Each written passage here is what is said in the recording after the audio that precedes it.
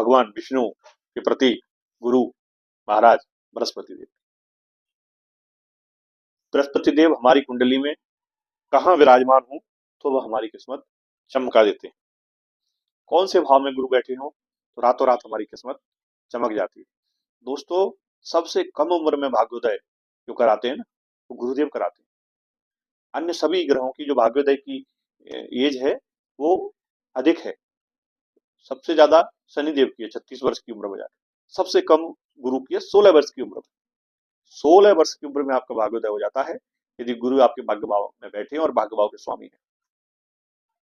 और यदि लग्न में बैठे हैं, लग्न में बैठकर 5वीं दृष्टि से आपके धन भाव को देख रहे हैं, आपके एजुकेशन के भाव को देख रहे हैं, ज्ञान के भाव को देख रहे हैं, 7वीं दृष्टि से आपके व्यापार के घर को देख रहे हैं, और 9वीं दृष्टि से आपके भाग्य भाव को देख रहे हैं। तो भाग्य का स्वामी भी हो गए गुरु आपके। पंचमेशवी पर भी, 5वें घर पर भी गुरु की दृष्टि है। तो ऐसी पोजीशन में, जैसे फॉर एग्जाम्पल उदाहरण के तौर पर मैं आपको बताऊं कि मेष लग्न की मान लीजिए कुंडली है, तो मेष लग्न की कुंडली में गुरु महाराज भाग्येश हो जाते हैं। इसी प्रकार से धनु लग्न की कुंडली है तो धनु लग्न की कुंडली में गुरु लग्नेश भी हो जाते हैं। और इस प्रकार से यदि गुरु लग्न में बैठे हो, गुरु 5वें घर में बैठे हो, गुरु आपके 9th हाउस में बैठे हो, तो आपको, या गुरु 4th हाउस में बैठे हो, तब भी आपको रातों रात पैसा वाला बनाते हैं।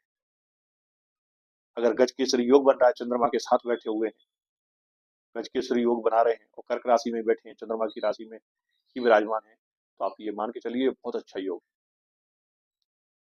मंगल के साथ बैठ जाते हैं, लक्ष्मी नारायण योग बनाते हैं।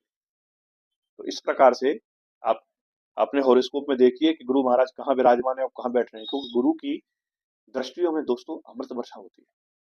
जहां भी गुरु दृष्टि डालते हैं उस हाउस को मैनेज कर देते हैं, उसमें वृद्धि करते हैं, समृद्धि लाते हैं। और गुरु के बारे में कहा जाता है कि अपने शत्रु ग्रह की महादशा भी, अगर ये मान लीजिए किसी की कुंडली में मारक है, या मतलब 2nd हाउस के और 9th हाउस के स्वामी है, उसके बावजूद भी इनकी अपनी महादशा और अंतरदशा में बहुत कष्ट नहीं देते किसी, ऐसा गुरु के बारे में कहा जाता है।